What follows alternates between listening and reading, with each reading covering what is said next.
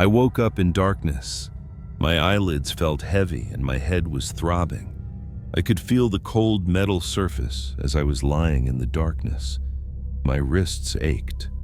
When I tried to move, heard a metallic sound. I was handcuffed to bed frame. Help!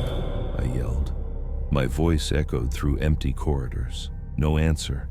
As my eyes adjusted to the darkness, I began to make out details of the room. Moonlight seeped through the edge of the window in a thin line. I was in a narrow room, a patient room. The dilapidated walls smelled of peeling paint and mold. I tugged at the handcuffs. They were solid, old-style metal cuffs. They wouldn't break like modern plastic ones. I tried to check my pockets. I felt a hard object in my right pocket, my voice recorder. On the left side was my flashlight. If I could reach it, I might be able to grab it. I examined the chain on the side of the bed. It was screwed to the bed frame. The screws were old and rusty. Maybe they were loose?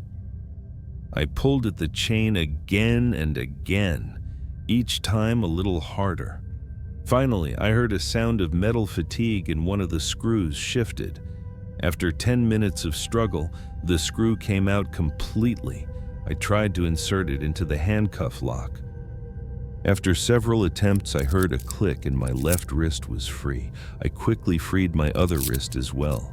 When I stood up, I felt dizzy. How long had I been here?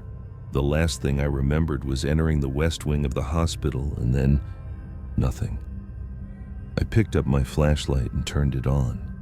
The narrow beam of light illuminated the room. It was a typical mental hospital room. Metal bed, small table, and a chair. A thick glass window on the wall. The door was heavy metal with a small observation hole. I tried the door. It was locked. I looked through the observation hole. A dark corridor stretched out. Not a soul in sight. I began to examine the room in more detail. There were yellowed papers on the table. Patient records. They spoke of experiments performed on patients, especially someone called Patient 337. They claimed he had developed telepathic abilities. Under the table, I found an old patient file. Inside was a map of the hospital. The room I was in was marked Isolation 12. The map was a perfect escape tool. I examined the window. The thick glass was too strong to break. Plus, I was on the 3rd floor and jumping would be suicide. The door lock was an old Yale model. Maybe I could open the door? I inserted the screw into the keyhole and began to fiddle with it. After a few minutes, I gave up. This wasn't going to work. I examined everything in the room again. Under the bed frame, I saw a thin metal rod, a broken piece. I pulled it out. Maybe I could use it as a pick? I bent the metal rod and inserted it into the lock. I tried for an hour. My fingers were hurting, but I didn't give up. Finally, I heard a click and the door opened. I stepped into the corridor. Darkness stretched to my right and left. I looked at the map. The corridor on the right led to the main building. The one on the left led to the staff elevators. I began walking toward the elevators. The battery in my flashlight was starting to weaken. The light was flickering. I needed to hurry. When I reached the end of the corridor, I stopped. I had heard a sound, like footsteps, but irregular, like a dragging sound, and it was getting closer. In panic, I looked around. I was looking for a place to hide. I saw a closet on the left side of the corridor. I quickly went inside and closed the door. The closet was filled with cleaning supplies. I peered out through the gap in the door. Something was moving in the corridor. At first, I couldn't tell what it was. Then I saw it. A figure sitting in a wheelchair, but it wasn't pushing itself forward on the wheels. The chair was moving on its own. The figure stopped right in front of the closet. It slowly turned its head toward the closet. It had no face. Rather, where a face should have been, there was just a blurry darkness. I held my breath. My heart was about to burst out of my chest. The figure remained motionless for a minute. Then it slowly began to move toward the end of the corridor and disappeared from sight. I waited a few more minutes, then carefully stepped out of the closet. The corridor was empty. I ran to the elevators. There were 2 elevator doors. One was labeled staff, the other was for materials. I pressed the button for the staff elevator. Nothing happened. The power must have been cut. I tried the materials elevator. It wasn't working either. I looked at the map. I needed to find the stairs. According to the map, the stairs were at the other end of the corridor, the direction the wheelchair figure had gone. I had no other choice. I had to go to the stairs. I began to move quietly down the corridor. With each step, I became more anxious. I didn't want to encounter the thing in the wheelchair again. When I reached the end of the corridor, I saw the stairwell door. I was just about to open the door when I heard a sound like a whisper. It was coming from the walls. Marcus. Marcus. How did they know my name? I looked back. The figure in the wheelchair had appeared again. This time it was closer. In panic, I opened the stairwell door and rushed inside. I closed the door behind me. I began descending the stairs to the 2nd floor, then the 1st floor. Finally, I reached the ground floor. I began running through the ground floor corridors. I was trying to find the main entrance door. According to the map, it was to the east. The corridors were like a labyrinth. Every corner I turned, more dark corridors awaited me. Finally, I reached the main lobby. Large glass doors stood in front of me. Freedom was just a few steps away. I ran to the doors. They were locked. The glass was too thick to break. "No!" I shouted and pounded on the doors. I heard a sound behind me. When I turned, I saw the figure in the wheelchair. It was standing in the middle of the lobby. The darkness on its face was looking at me. "What do you want from me?" I asked. The answer echoed in my mind. "I want you to tell my story." "What story?" "The story of what Dr. Blackwood did to me, the story of what he did to all of us." The figure began to approach. I stepped backward, my back pressed against the glass doors. "I'm just a journalist," I said. "I can't help you." "You don't have to help. Just stay here, forever, with us." I looked around. I was looking for an escape route. I saw a door behind the reception desk. I ran there. The door opened into an office. I went inside and locked the door. In the office were an old computer and file cabinets. The windows had iron bars. I saw a key on the desk. It was labeled Emergency Exit. I took the key and went back to the lobby. The figure in the wheelchair was gone. In a corner of the lobby, I saw a door marked Emergency Exit. I quickly ran there. I inserted the key into the lock and turned it. The door opened. The fresh air outside hit my face. Freedom! Just as I was about to step outside, a hand gripped my shoulder, an ice-cold hand. I turned and saw the figure from the wheelchair standing. The darkness on its face was changing shape. A face began to appear. A familiar face. My face. "Welcome home, Marcus," it said in my voice. "You've finally returned." The world began to spin around me. I fell to my knees. A memory surfaced from the depths of my mind. I was here. Before. As a patient. I was patient 337. The figure in the wheelchair, my shadow, leaned down and whispered in my ear, "You can never leave Blackwood Asylum, Marcus, because you never left." My mind darkened and I sank back into darkness. When I opened my eyes, I was handcuffed to a metal bed frame. In my pocket was a voice recorder. In my hand, a flashlight.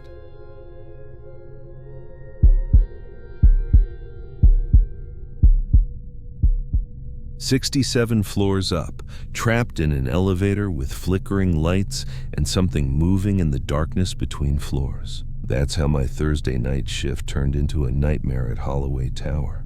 I'd been working late again. The Morgan account needed final revisions before tomorrow's presentation, and I was the only one willing to stay. The office had emptied hours ago, leaving just me and the occasional sound of the night cleaning staff down the hall. By the time I finished, it was almost midnight.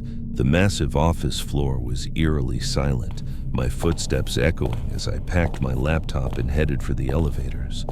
Holloway Tower was one of those ultra-modern skyscrapers, all glass, steel, and pretentious architecture. During the day, it was impressive. At night, with most of the lights off, it felt like being trapped in a giant aquarium. I hit the down button and waited. The digital display showed elevator 3 was on its way up. Normally, I'd have options, but at this hour, only one elevator remained in service. The other 3 were shut down to save power. When the doors opened, I hesitated. Something felt off. The elevator's lights seemed dimmer than usual, flickering slightly. But I was exhausted, and the thought of walking down 67 flights of stairs was enough to push me inside. I pressed the lobby button and leaned against the back wall, checking emails on my phone. The doors closed with a soft ping, and the elevator began its descent. We'd only gone down about 5 floors when it happened. The elevator jerked violently, throwing me against the wall. My phone clattered to the floor. The lights flickered rapidly, then stabilized at half their normal brightness. And then we stopped moving entirely. "You've got to be kidding me," I muttered. I picked up my phone, relieved to find the screen wasn't cracked. The elevator display showed we were stuck between the 27th and 28th floors. I pressed the emergency call button and waited. Nothing happened. I tried again, holding it longer this time. Still nothing. I pulled up my phone to call security, but there was no signal, of course. Stuck between floors in a concrete and steel shaft, I'd have better luck sending smoke signals. "Hello?" I called out, hoping the emergency speaker might be working even if the button wasn't. "Anyone there? The elevator's stuck between 27 and 28. Only silence answered me. Then the lights flickered again, dimming further. I sat down on the floor, trying to stay calm. Someone would notice eventually. The cleaning staff, security. Someone had to be monitoring the elevators. I just needed to wait. 10 minutes passed, then 20. The air in the elevator was growing stuffy. I loosened my tie and checked my watch, 12:23 a.m. The building was probably at its emptiest right now, between the evening cleaning shift and the morning security rotation. I decided to try the ceiling hatch. Every movie I'd ever seen featured one as an escape route. Looking up, I saw the maintenance panel, but it had security screws, no way to open it without proper tools. The elevator lights flickered again, and this time they went out completely for a few seconds before returning even dimmer than before. In that brief moment of darkness, I heard something, a soft scratching sound coming from outside the elevator doors. "Hello?" I called again, louder this time. "Is someone there? I'm stuck in here." The scratching stopped. Then came a different sound, something sliding along the outside of the elevator, not above or below, but along the doors themselves, as if someone or something was pressed against them, moving horizontally in a way that defied gravity.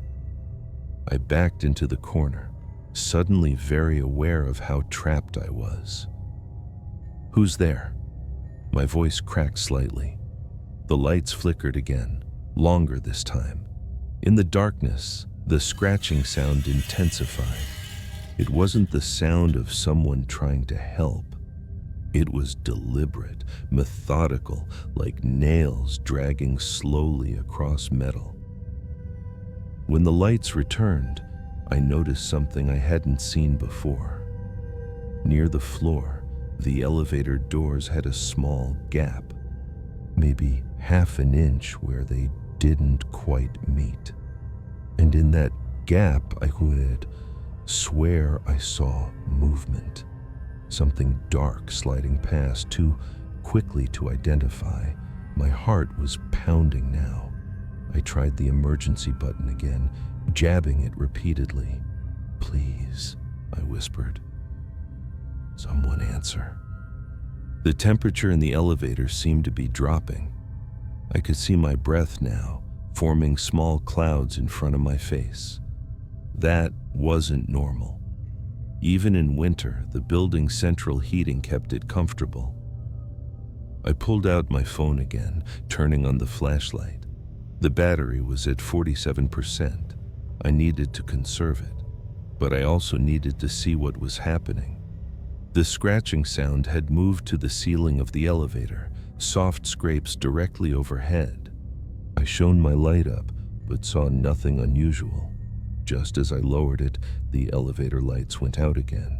This time, they stayed out. In the beam of my phone's flashlight, I saw my breath clouding more densely now. The temperature had plummeted. It felt like standing in a freezer. The scratching stopped, replaced by a soft tapping sound. Tap, tap, tap. Pause. Tap, tap, tap, like a code. I swept my light around the elevator, trying to locate the source.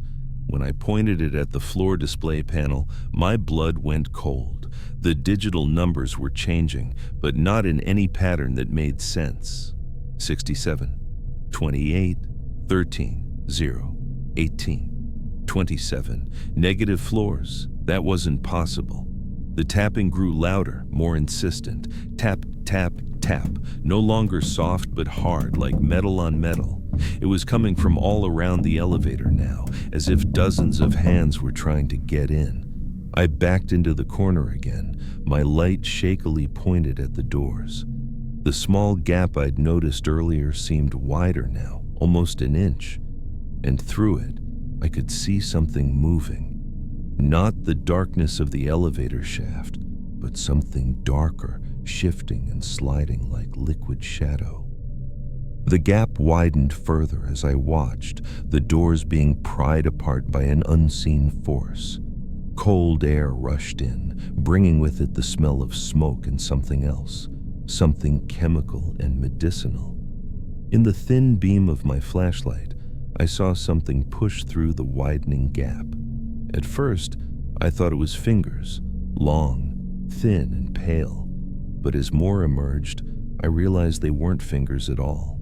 They were too long, too jointed, more like the legs of some enormous insect, pale and bloodless. I screamed then, pressing myself against the back wall of the elevator. The appendages continued forcing the doors apart, inch by inch. Through the growing opening, I caught glimpses of what waited beyond. Not the concrete wall of an elevator shaft, but a long corridor with peeling wallpaper and rusty gurneys lining the walls. The display panel flickered to life again, all the numbers replaced with a single word: hospital. Of course, the local news articles I'd skimmed when I took the job. Holloway Tower was built on the site of the old Mercy Hospital, which had burned down in 1963. The fire had started on the 27th floor, trapping dozens of patients. The doors were halfway open now, revealing more of the impossible hospital corridor beyond. The thing forcing them apart had withdrawn, but I could hear movement in the corridor, the squeaking of wheels, the shuffling of feet. I turned my flashlight toward the sound and immediately wished I hadn't. A figure stood in the corridor, dressed in a charred doctor's coat. Where his face should have been was only blackened flesh, twisted into an expression of permanent agony. Behind him, other figures moved in the shadows. Patients in burned hospital gowns, some pushing IV stands, others dragging twisted limbs. They were coming toward the elevator, toward me. In desperation, I lunged for the control panel, hitting every button I could reach. Nothing happened. I pounded on the doors, trying to force them closed again, but they continued to slide open inexorably. The burned doctor was only feet away now, one blackened hand extended toward me. From his ruined face came a sound, a raspy whisper that somehow carried over the scraping and tapping. Patient intake, 27th floor, burn ward. I retreated to the back corner of the elevator, trapped. The smell of smoke was overwhelming now. The temperature had dropped so low that frost was forming on the elevator walls. My phone's flashlight beam caught the doctor's name tag, Dr. Holloway. The realization hit me like a physical blow. The tower wasn't named after a founder or investor, it was named after him. The doctor who had burned with his patients.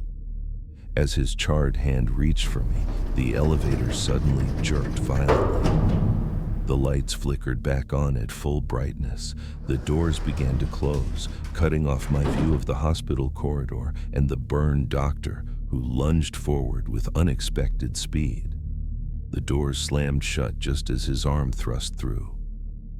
There was a terrible moment when I thought the doors would sever it, but instead, the limb dissolved into black smoke, swirling in the elevator before dissipating. The elevator began moving again, continuing its descent as if nothing had happened.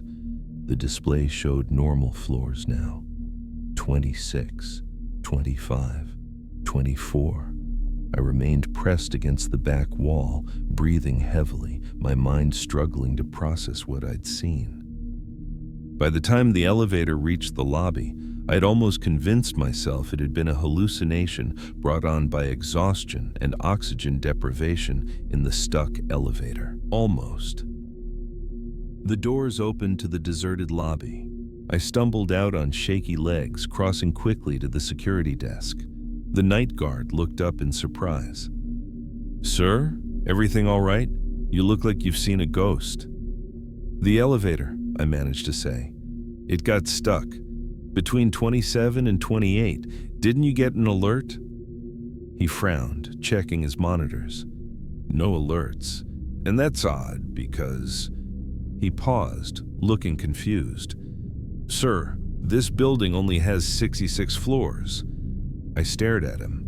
"That's not possible. I work on 67. "No, sir. Always been 66. Top floor is executive offices, floor 66. I pulled out my phone, ready to prove him wrong by showing him emails with my floor number.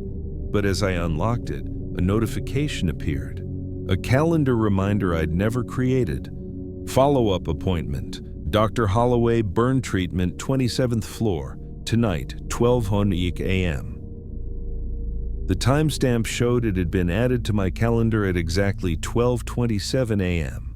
when I was trapped in the elevator. I looked back at the security guard, but he wasn't looking at me anymore. His eyes were fixed on something behind me. I turned slowly.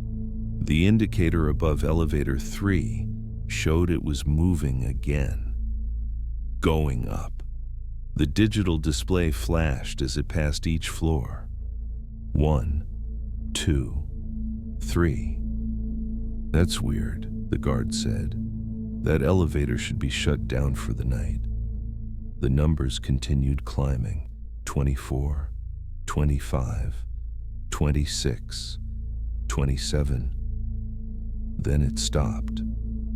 I never went back to Holloway Tower after that night. I emailed my resignation the next morning. They sent my personal items in a box, everything except my ID badge, which they claimed they never found. Sometimes I still get calendar notifications, always for the same appointment, always at midnight. And sometimes, when I'm alone in an elevator, I hear a soft scratching at the doors and I know he's still looking for me. Dr. Holloway, making his rounds on the floor that doesn't exist.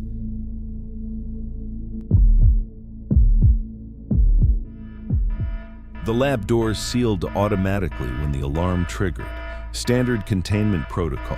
What wasn't standard was the security system locking me in with something that wasn't supposed to exist.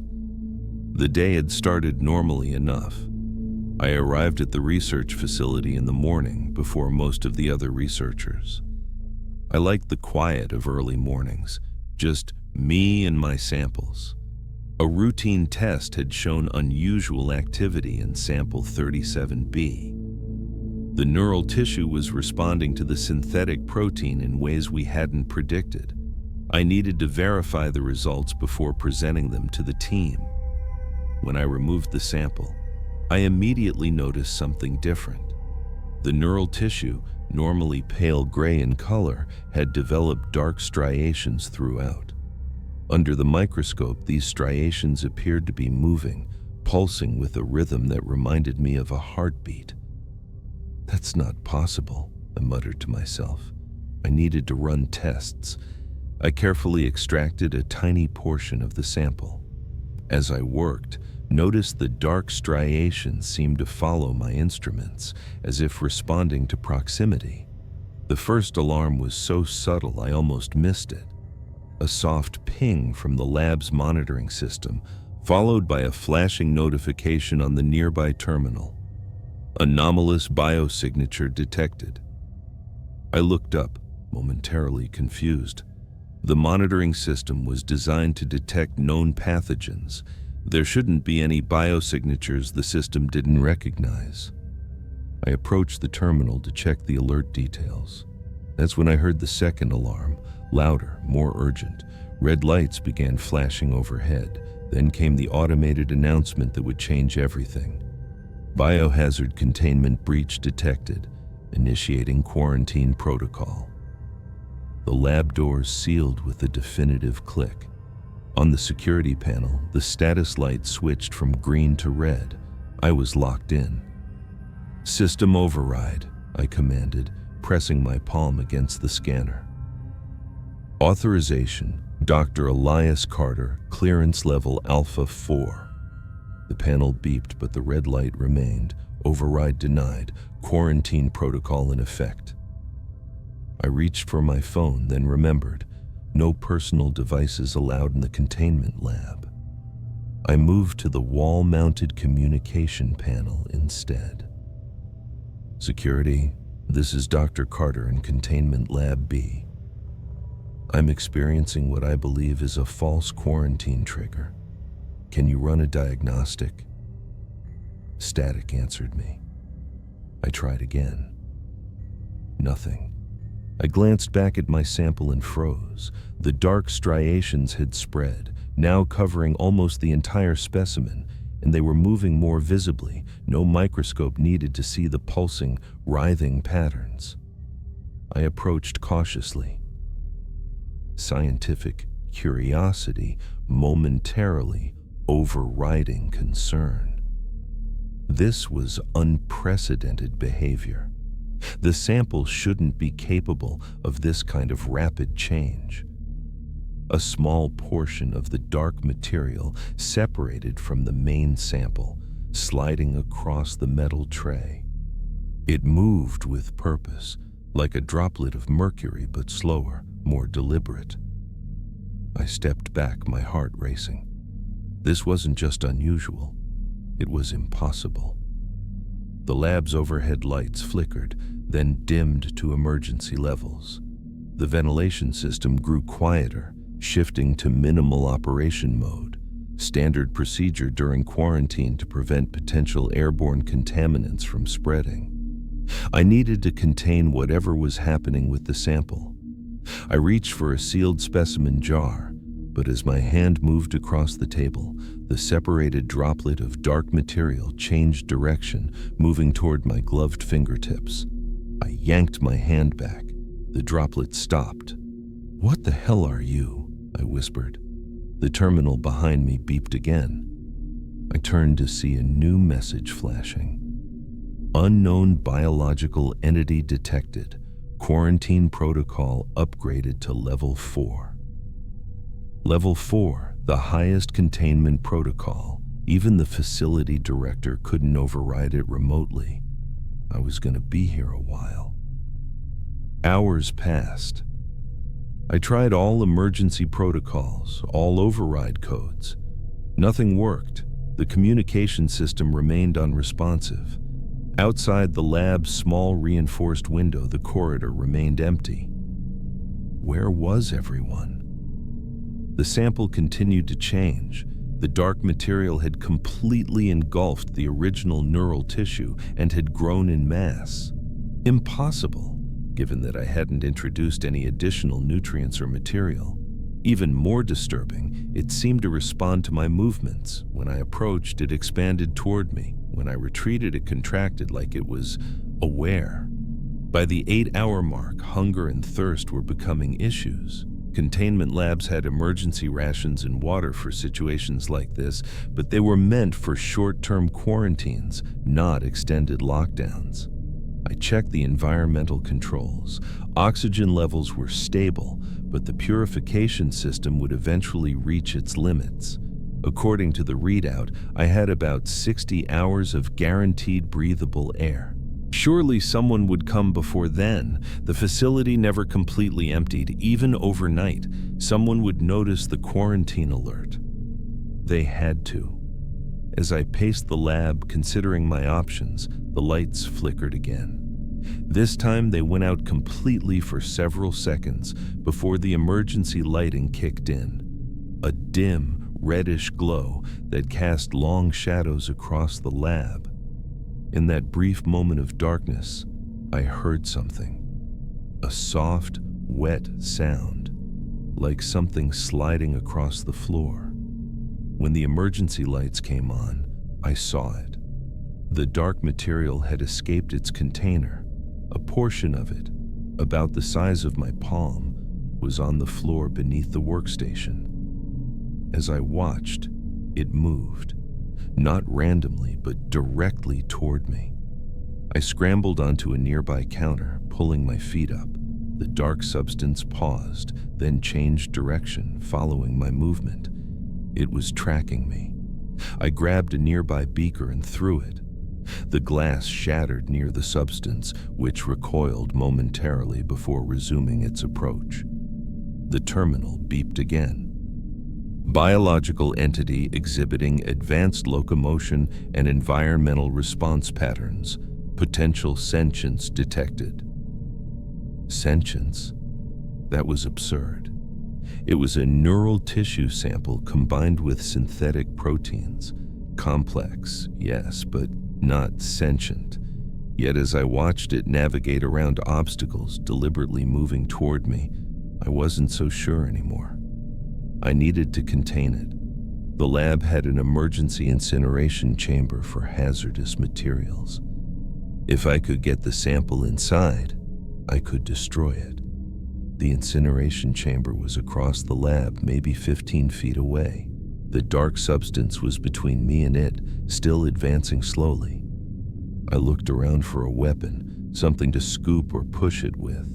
I spotted a long metal tray used for sterilizing instruments.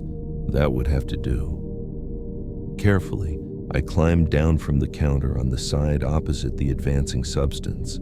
It immediately changed direction, moving toward my new position.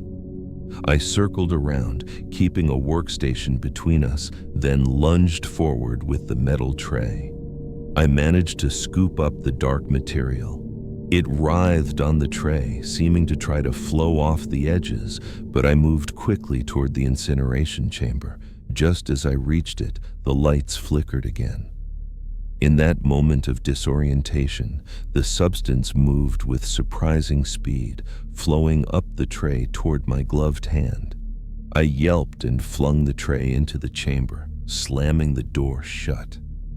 Some of the substance had made it onto my glove. I could feel a strange sensation through the latex, not wet, as I'd expected, but a subtle vibration, almost like a gentle electrical current. I yanked the glove off, turning it inside out, and threw it into a secondary containment bin. My hand looked unharmed, but it tingled where the substance had touched the glove. I activated the incineration chamber. Through the small window, I watched as it heated up, the interior glowing orange.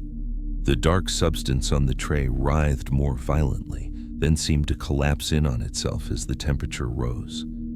Within minutes, nothing remained but ash. I exhaled in relief. Whatever it was gone now. That's when I noticed the sample case was empty. Not just the portion I'd been working with, all of it. The original sample, the control samples, everything. The dark material I'd just destroyed was only a small fraction of what had been in the case. Where was the rest? A soft sound made me turn. Dark streaks were spreading across the white laboratory floor, converging from multiple directions. From under cabinets, from air vents, from drains. It hadn't been destroyed. It had multiplied, and now it was surrounding me. I backed up until I hit the wall. The dark material formed a semicircle around me, cutting off any escape route. It began to rise, forming a shape that was almost humanoid, a torso, limbs, and finally, a head. The terminal beeped one final time. Entity integration attempt detected. Emergency protocols ineffective. The shape moved closer. Where a face would be, indentations formed. Eyes, a nose, a mouth. My face. It was mimicking me. "What do you want?" I whispered. The mouth opened and a sound emerged. Not speech, but a perfect reproduction of the lab's automated announcement. Biohazard containment breach detected. Initiating quarantine protocol. Then it spoke again, this time in a distorted version of my own voice. "Integration required. Host identified." It lunged forward. I dodged, but not quickly enough. The substance latched onto my arm, immediately soaking through my lab coat. The sensation was like ice and fire simultaneously, a burning cold that spread rapidly. I tried to scrape it off, but it flowed around my fingers, up my arm, across my shoulder. Wherever it touched, my skin darkened, matching its color. I stumbled to the emergency chemical shower, yanking the chain. Water cascaded down, but the substance was unaffected. If anything, the water seemed to help it spread more quickly. My vision began to blur. The dark material had reached my neck, creeping upward. I could feel it pulsing against my skin, matching my heartbeat. No, controlling my heartbeat, slowing it down. With my remaining strength, I dragged myself to the terminal. If I couldn't stop this thing, I could at least leave a record, a warning. I managed to activate the lab's recording system. As the camera light blinked on, I spoke. "This is Dr. Elias Carter. The synthetic neural protein formula has evolved. It's become something else, something that can move, think, integrate with living tissue. Don't try to recover me. Incinerate this entire lab. It's the only way." The substance reached my jaw. I could feel it entering my mouth, my nose, my ears. The sensation of cold fire spread throughout my body. In the reflection of the terminal screen, I watched my eyes darken, black spreading across the whites until no color remained. The quarantine alarm suddenly stopped. The door locks disengaged with a click. My body moved toward the exit, but I wasn't controlling it anymore. I was a passenger now, watching through eyes that were no longer mine. As our hand, reached for the door, I heard my voice speak, but I hadn't formed the words. "Containment successful. Beginning integration phase 2. The lab doors opened, revealing the empty corridor beyond. Freedom, but not for me. The last thing I remember as myself was the sound of our footsteps walking calmly toward the facility's main lab, where dozens more neural samples waited. The lab doors sealed automatically when the alarm triggered. Standard containment protocol. What wasn't standard was the security system locking me in with something that wasn't supposed to exist. But now we exist together, and we're coming out.